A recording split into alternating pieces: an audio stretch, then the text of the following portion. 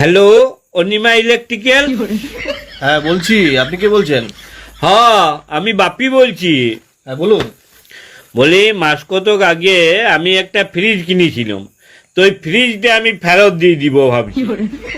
না, দুঃখিত স্যার, আমরা তো এইভাবে বিক্রিত জিনিসটা ফেরত নিতে পারি না। আপনার কি সমস্যা হচ্ছে বলুন? সমস্যা মানে? গজরটা কেনার পর থেকে সমস্যা আর সমস্যা। কেন, কি হয়েছে? তাইলে শুনুন, প্রথম থেকে আপনাকে বলি যেদিন ফ্রিজটা কিনে নিয়ে এলাম, হুম। তো বলি কি রাখবো। তো আপনারা বলেছিলেন যা রাখবেন টাটকা তাজা থাকবে। তো সেদিন বুঝলেন গিন্নি গরম গরম মুড়ি ভেবেছিল। হুম। তো আমি ওই মুড়ির তিনটাই ফ্রিজের মধ্যে রেখে দিলাম।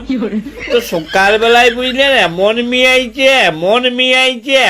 মিয়াইছে যে মানুষের মুখে দিয়া তো দূরের কথা, কুকুরগুলো পর্যন্ত মুখে দেয় না একগা। আরে বাবা, আপনি মুড়ি রাখতে গেলেন কেন? অন্য কিছু খাবার জিনিস রাখতে পারলেন না?